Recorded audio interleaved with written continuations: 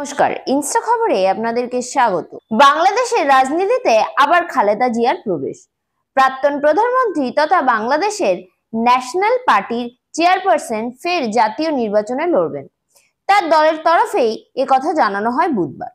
তারপর থেকেই বাংলাদেশের রাজনীতিতে জোর শোরগোল পড়ে গিয়েছে।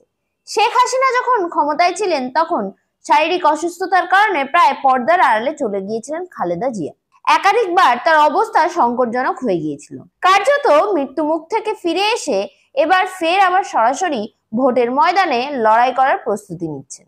বিএনপির ভাইস চেয়ারম্যান আব্দুল ওয়াল মিন্টো গতকাল জানান যে দলের প্রধান ভালো আছেন এবং তিনি আসন্ন জাতীয় নির্বাচনে লড়বেন। কোন আসন থেকে লড়বেন তাও জানিয়ে দেন। মিন্টো বলেন যে ফেনী আসন থেকে লড়বেন খালেদা জিয়া। ইতিমধ্যেই জেলা প্রশাসনের সঙ্গে মিটিংও হয়েছে। এদিকে খালেদা জিয়ার ছেলে তথা বিএনপি চেয়ারম্যান তারেক রহমান লন্ডন থেকে বাংলাদেশে ফিরে আসতে পারেন তা নিয়েও জল্পনা হয়েছে। তবে বিএনপির ভাইস চেয়ারম্যান আব্দুল মিন্টো শুধু জানান তাদের মতে আগামী বছরের ফেব্রুয়ারির প্রথম সপ্তাহে নির্বাচন হতে পারে। ইউনূস সরকারকে কার্যত খোঁচা মেরেই বললেন, বর্তমানে যে পরিস্থিতি দেশে তাতে ফেব্রুয়ারির আগেও নির্বাচন হতে পারে, কারণ সুপ্রিম কোর্টে অন্তর্বর্তী সরকারের বিরুদ্ধে মামলা রয়েছে। যদি অন্তর্বর্তী সরকার তৈরি হয় তবে 90 দিনের মধ্যে নির্বাচন করতে হয়।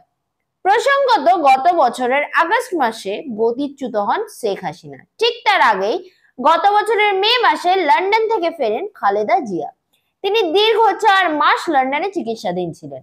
লিভার ক্রিরোসিস, কিডনি সমস্যা, হার্টের সমস্যা এবং আর্থারাইটিস রয়েছে খালেদা জিয়া অরফানেজ ট্যাক্স দুর্নীতির কারণে তিনি 2018 সাল পর্যন্ত জেলবন্দী ছিলেন।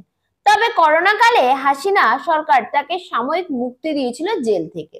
তারপর 2020 সালে শর্ত সাপেক্ষ তার সাজা মুকুব করে দেওয়া হয়। গত বছর হাসিনা সরকার পতনের পরে প্রেসিডেন্ট মোহাম্মদ সাবিউদ্দিন চুপ্পু তার মুক্তির নির্দেশ দেন।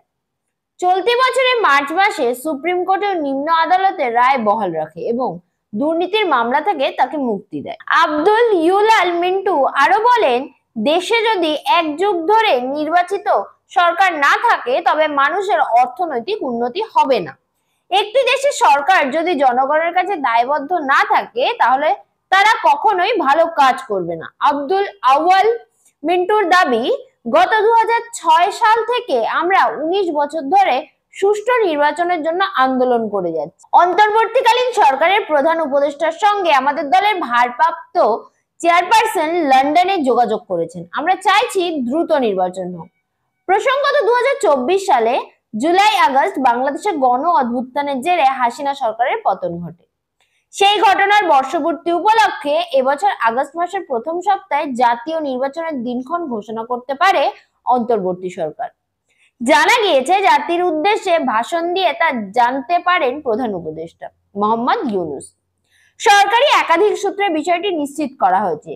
সেসব সূত্রে আরো জানা গিয়েছে, আগামী ফেব্রুয়ারিতে নির্বাচনের আয়োজনের জন্য নির্বাচন কমিশনকে প্রয়োজনীয় প্রস্তুতি নিতে অনুরোধ করেছে অন্তর্বর্তী সরকার। এসির কাছে সরকারের তরফের থেকে এই সংক্রান্ত বার্তা আগস্ট মাসের প্রথম সপ্তাহে পৌঁছানো হবে।